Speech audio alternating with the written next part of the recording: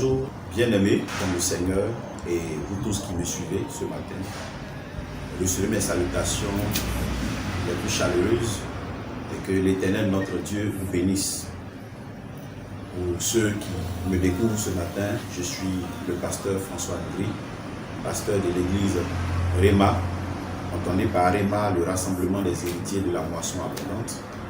Et nous sommes à notre rendez-vous de ce dimanche matin. Et comme toujours, je crois pour ma part que ce sont des temps de bénédiction, des temps de restauration, des temps de transformation. Et je vais dire à quelqu'un ce matin de bien s'asseoir, de bien se disposer et d'écouter la parole du Seigneur. Comme notre émission est intitulée « Écoutons la parole du Seigneur ». Écouter, c'est entendre et mettre en pratique. C'est obéir à la voix du Seigneur. Donc notre émission est intitulée « Écoutons la parole de Dieu ». Nous allons passer à la première étape d'écoute, qui est de recevoir chez vous la parole de Dieu, et il vous reviendra votre responsabilité de la mettre en pratique. Mais sachez que le Seigneur Jésus a promis, il a dit « Heureux si vous savez ces choses, pourvu que vous les pratiquiez ». Donc on est heureux, non pas seulement d'avoir entendu la parole de Dieu, mais on est heureux lorsque, après l'avoir entendu, nous mettons cette parole en pratique. Donc que Dieu vous bénisse, que cette atmosphère dans laquelle vous vous trouvez là-bas devienne une atmosphère de miracle où le Saint-Esprit opère. Nous allons prendre nos Bibles dans le livre de Jacques, le chapitre 3, du verset 1er jusqu'au verset 6. Le thème du message de ce matin, c'est « Dompter sa langue ». Donc nous allons aller dans la lecture. Il est écrit « Mes frères, ne soyez pas nombreux à enseigner. Vous le savez. Nous qui enseignons, nous serons jugés plus sévèrement. Car chacun de nous commet des fautes de bien des manières. Celui qui ne commet jamais de faute dans ses paroles est un homme parvenu à l'état adulte, capable de maîtriser aussi son corps tout entier. Quand nous mettons un mors dans la bouche des chevaux pour qu'ils nous obéissent, nous dirigeons aussi tout leur corps. Au verset 4, pensez encore aux bateaux. Même s'il s'agit de grands navires et s'ils sont poussés par des vents violents, il suffit d'un tout petit gouvernail pour les diriger au gré du pilote. Il en va de même pour la langue. C'est un petit organe, mais elle se vante de grandes choses. Ne suffit-il pas d'un petit feu pour incendier une vaste forêt? Verset 6. La langue aussi est un feu. C'est tout un monde de mal. Elle est là, parmi les autres organes de notre corps, et contamine notre être entier. Allumée au feu de l'enfer, elle enflamme toute notre existence. Alléluia. Comme je le disais, le thème du message de ce matin, c'est dompter sa langue.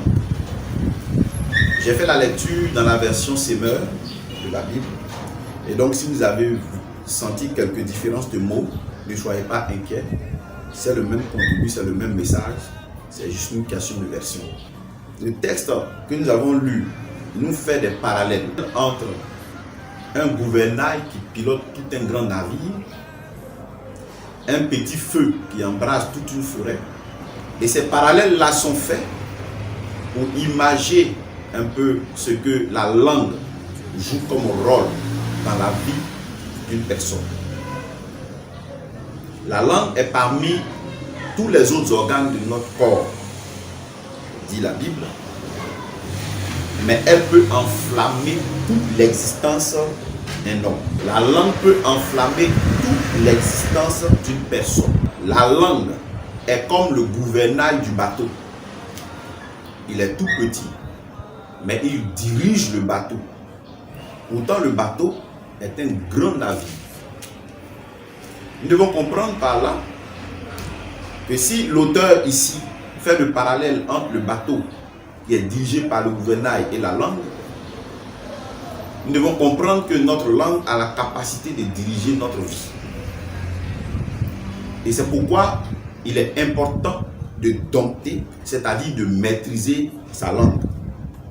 Notre texte nous dit au verset 2, « Celui qui ne commet jamais de faute dans ses paroles est un homme parvenu à l'état adulte, capable de maîtriser son corps tout entier. » Il est donc capable de maîtriser toute sa vie. Alléluia. Nous devons donc faire attention à ce petit organe-là. Mais lorsqu'on dit dompter sa langue, cela voudrait dire dompter ses paroles. Cela voudrait dire maîtriser ses paroles. Parce que les paroles d'un homme sont très importantes pour ce qu'il deviendra. Vous voyez, si la langue dirige la vie d'une personne, la parole d'une personne peut donner une orientation à sa vie. Ce que confesse une personne peut donner une orientation à sa vie. Une bonne orientation ou une mauvaise orientation, cela va dépendre du type de parole qui sort de la bouche de cet individu. Et c'est pourquoi ce matin, je voudrais vous exhorter à veiller sur vos paroles, à veiller sur vos langues, à dompter vos langues. Vous savez, la vie de l'homme, le corps de l'homme, la chair de l'homme a une tendance vers ce qui est mauvais. Donc vous verrez que très souvent, vous aurez envie de confesser ce qui est mal. Vous aurez envie de déclarer ce qui est mal sur votre vie, dans votre vie. C'est normal. Mais vous devez comprendre que vous ne devez pas toujours aller au gré de cette langue-là, mais que vous devez donner une direction à votre langue, donner une direction à vos paroles. Et si vous donnez une bonne direction à vos paroles, votre vie va prendre une bonne direction. Vous voyez, la Bible nous dit dans le livre de Jérémie, le chapitre 1, la Bible dit, lorsque le Seigneur a appelé Jérémie et qu'il a dit à Jérémie que depuis le sein de sa mère, il le connaissait et qu'il voulait utiliser Jérémie, Jérémie a répondu, ah Seigneur, je ne suis qu'un enfant, je ne sais pas parler. Et le Seigneur répond à Jérémie pour lui dire, ne dis pas que tu es un enfant. Et pourtant, l'enfance de Jérémie était une réalité que Dieu lui-même n'ignorait pas. Dieu savait que Jérémie était un enfant. Mais Dieu était en train de dire à Jérémie, malgré ta réalité, si elle n'est pas une force pour toi et qu'elle peut être une faiblesse pour toi, ne la confesse pas. Ne la confesse pas. Il dit, ne dis pas que tu es un enfant. Oui. La tendance, c'est que la langue a envie de confesser les réalités que nous vivons, les réalités que nous traversons. La langue là, ce petit gouvernail qui dirige toute la vie, peut enflammer l'existence d'une personne. Ce gouvernail là qui est la langue. Donc la parole a envie de confesser ce qui est la réalité. Parce que la langue est parmi les autres organes. La langue travaille en collaboration avec les autres organes, donc avec les yeux. Donc ce que les yeux voient, la langue veut le confesser, la langue veut le déclarer. Tes yeux voient que tu vis des moments difficiles. Ta langue a envie de confesser que tu vis des moments difficiles. Tes yeux ont vu que tu as connu des échecs successifs. Ta langue a envie de confesser qu'il n'y a qu'échec dans ta vie. Tes yeux ont vu que quand tu entreprends des projets, ça ne marche pas. C'est une réalité. Ta langue a envie de confesser ça parce que ce n'est pas faux. C'est une réalité. Mais bien aimé, le Seigneur a dit à Jérémie, ne dis pas que tu es un enfant. Ne dis pas que tu es un enfant. Je mettrai mes paroles dans ta bouche. Je serai moi-même avec toi. Tu diras ce que je t'ordonnerai de dire. Je serai avec toi. Donc à partir du moment où je suis avec toi, à partir du moment où les paroles qui vont sortir de ta bouche sont des paroles que moi l'Éternel je mettrai, ne dis pas que tu es un enfant. Bien-aimé, comprenons ce mystère-là. Pour le succès dans la vie de Josué, Moïse lui a dit que ce livre de la loi ne s'éloigne point de ta bouche. Médite-le jour et nuit, afin d'agir fidèlement selon ce qui est écrit. C'est alors que tu auras du succès, que tu réussiras. Mais quand vous lisez certaines versions de la Bible, ne pas éloigner les paroles du livre. En fait, c'est confesser. Confesser ces paroles-là tous les jours. Confesser la parole de Dieu. Puisque la langue a envie de confesser ce qui est mauvais. La langue a envie de confesser ce qui est réel. Les difficultés qui sont réelles. Les échecs qui sont réels. Les douleurs qui sont réelles. Donc le Seigneur sait que si vous les confessez tout le temps, ces situations ne changeront pas. Si vous les confessez tout le temps, ces situations difficiles prendront de l'ampleur. Elles auront de la puissance, de la force pour demeurer dans vos vies. Et pour que ces situations changent, vous devez confesser ce qui est bon. Et ce qui est bon se trouve dans la parole de Dieu. Parce que seule la parole de Dieu est une bonne parole, bien-aimée. C'est pourquoi Moïse dit que confesse les paroles de ce livre. Que les paroles de ce livre ne s'éloignent point de ta bouche. Abandonne ce que la langue veut confesser pour confesser ce que Dieu dit. Parce que ce que Dieu dit est très souvent différent de la réalité. Et c'est pourquoi Dieu dit à Jérémie, ne dis pas que tu es un enfant. Tu vis quoi en ce moment? Tu es au chômage, mais ne dis pas que tu es un chômeur. Dieu dit, ne dis pas que tu es un chômeur. Tu vis seul en ce moment, tu n'as pas de conjoint, tu n'as pas de mari, tu n'as pas de femme. C'est une réalité, mais Dieu dit, ne confesse pas que tu es un célibataire. Il dit non, ne dis pas. Ne dis pas. Quand nous allons dans le livre de Joël, au chapitre 3, le verset 10, il est écrit là-bas, que le faible dise, je suis fort. Que le faible dise, je suis fort. Vous croyez que le Seigneur n'est pas conscient de la faiblesse des personnes, des hommes qu'il voit? Lui-même, il dit le faible. Ça veut dire qu'il sait. Il sait que tu es faible. Il sait que tu n'as rien. Il sait que c'est difficile. Il sait que tu n'as pas de relation. Il sait que tu es malade. Il le sait. Il dit que le faible. Il ne dit pas que le fort dise qu'il est fort. Il dit que le faible dise qu'il est fort. Que le faible dise qu'il est fort. Bien-aimés, nous devons dompter nos langues, maîtriser nos paroles. Même si nous avons envie de confesser l'échec, nous devons confesser la réussite. Nous devons refuser de confesser l'échec et confesser la réussite, même que nous n'avons pas encore vu. Vous comprenez ça? Dompter sa langue, c'est aussi ça. Aujourd'hui, vous rencontrez des personnes, même dans l'église, à toujours confesser ce qui est négatif, à toujours confesser ce qui est mauvais, à appeler toujours les autres patrons, boss, parce que eux-mêmes se voient toujours petits. Et dans leurs pensées, ils sont petits. Parce que la Bible dit que c'est de l'abondance du cœur que la bouche parle. Mais ce qui est dans ton cœur, là, si tu vois que ce ne sont pas de bonnes pensées, déjà remplace ces pensées-là par la parole de Dieu et confesse la parole de Dieu. Et ne confesse pas ce que la chair a envie de confesser. Parce que la chair a envie de te convaincre que ta situation ne changera jamais. Que parce que tu es né d'une famille pauvre, tu demeureras pauvre. La chair a envie de te faire confesser que dans ta famille, les gens ne se marient pas, donc toi aussi tu ne te marieras pas. La chair a envie de te faire confesser que tout ce que tu vas entreprendre ne marchera pas parce que dans ta famille, tout ce que les gens ont entrepris n'a jamais marché. La chair a envie de te faire confesser ça. Mais si tu maîtrises ta langue, tu ne confesseras pas ce que la chair a envie de te faire confesser, mais tu confesseras ce que Dieu dit. Et c'est pourquoi Moïse dit à Josué que ce livre de la loi ne s'éloigne pas de ta bouche. Confesser la parole de Dieu. La Bible dit que la langue est un tout petit gouvernail. Mais le gouvernail, c'est lui qui donne la direction. Si le bateau doit aller à gauche, c'est le gouvernail. Si le bateau doit aller à droite, c'est le gouvernail. Et la Bible fait un parallèle entre le gouvernail qui conduit un grand navire et la langue de l'homme. Ça veut dire que ce que tu déclares va arriver dans ta vie. Et tu confesses tout le temps les malheurs. Ce sont les malheurs qui vont t'accompagner tous les jours de ta vie. Bien-aimé, parfois, ou même toujours, il faut fermer les yeux sur la réalité et confesser ce que Dieu nous a promis. Confesser ce que la parole de Dieu nous promet. Le pauvre ne doit pas dire qu'il est pauvre. Vous comprenez? Celui qui vit dans le chômage ne doit pas dire qu'il est chômeur. En fait, voilà la pensée de Dieu.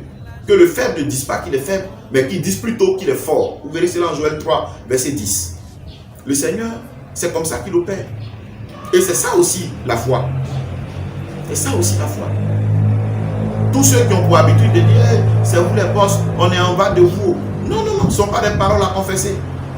Si tu confesses que tu es en bas des autres, mais tu vas demeurer en bas des autres. Il y en a qui disent hey, nous on est venus accompagner les autres. Mais comment vous êtes venus accompagner les autres? Tu n'es venu accompagner personne. Le Seigneur dit à Jérémie, depuis le sein de ta mère, avant même que tu ne sois formé, je te connaissais. Je te connaissais déjà. Donc avant que tu ne sois formé dans le sein de ta mère, Dieu te connaissait. Dieu ne peut pas t'envoyer sur terre pour accompagner les autres. S'il t'envoie sur terre, c'est que tu as une mission. S'il t'envoie sur terre, c'est qu'il a préparé des choses pour toi. Dieu n'envoie personne sur la terre. Dieu n'improvise pas. Avant que Adam et Ève ne soient placés dans le jardin avait déjà été préparé. Vous comprenez? Quand Dieu permet que vous veniez dans ce monde, c'est que vous avez votre rôle à jouer. Vous avez votre partition à jouer. Et cette partition-là, personne ne la jouera à votre place. Votre rôle-là, personne ne la jouera à votre place. Vous êtes unique. Donc ne dites pas que vous êtes venu accompagner les autres.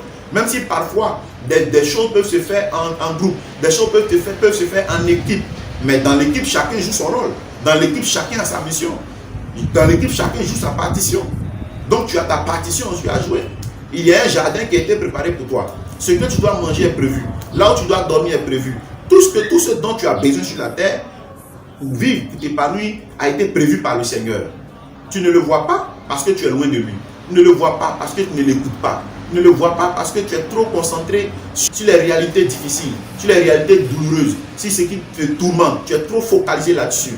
Déconnecte-toi de ces réalités-là qui sont difficiles et oriente tes regards sur la promesse de l'Éternel, sur la grandeur de Dieu, sur la capacité, la puissance de Dieu, ce que Dieu peut faire pour toi, ce que Dieu peut faire de toi. Et confesse-le jour et nuit. Confesse-le jour et nuit. Même si les autres disent que tu es quelqu'un qui échoue, dis-leur que je suis appelé à réussir, je réussirai. Si les autres confessent que tu ne réussiras pas, dis-leur que je réussirai. Vous comprenez? Je vous assure que c'est quelque chose de puissant. Donc, fais attention à ce que tu confesses. Fais attention à ce qui sort de ta bouche. Fais attention à ce que ta langue produit. Christ est venu pour nous sortir de cette malédiction-là, pour que nous entrions dans sa bénédiction. Et vous aurez la vie. Et votre vie sera à l'image de ce que est la parole de Dieu. Faisons attention à ce que nous déclarons dans nos bouches. Beaucoup de problèmes que vous vivez, les situations que vous traversez, souvent dépendent de ce que vous confessez, de ce que vous déclarez, de ce que vous dites que vous êtes, de ce que vous pensez que vous êtes. Moi, je ne suis pas ce que je pense que je suis. Je suis ce que Dieu pense que je suis. Ce que Dieu dit que je suis. Parce que je sais que ce que Dieu dit que je suis est beaucoup plus glorieux que ce que je pense que je suis ou que je dis que je suis. Alors, comme Moïse l'a dit à Josué, confessons la parole de Dieu. Que les paroles du livre de la vie, qui est la Bible, ne s'éloignent pas de nos bouches. Confesse que tu réussis, que tu réussiras. Confesse la réussite. Et tu es stérile, confesse la fertilité, la fécondité. Si quelqu'un te dit que tu n'as pas d'enfant, c'est la réalité. Mais Dieu dit de ne pas confesser ta réalité. Donc dis à cette personne que je suis une mère avec beaucoup d'enfants. Ou je suis un père avec des enfants. Que le faible dise je suis fort.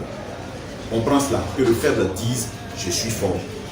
Dans tout ce qui est faiblesse, tu dois laisser, tu ne dois pas confesser. Et tu dois confesser tout ce qui est symbole de la force de Dieu. Tout ce qui est symbole de bénédiction.